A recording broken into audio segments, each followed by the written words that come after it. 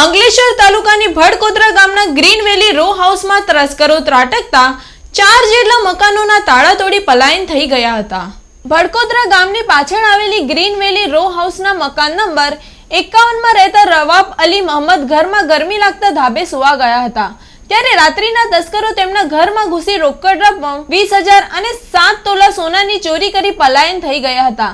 સાથે જ મકાન નંબર 15 માં રહેતા ઉમરભાઈના ઘરમાંથી પણ રોકડ રૂપિયા 5,000 તથા એક સોનાની ચેનની તસ્કરોએ ચોરી કરી હતી।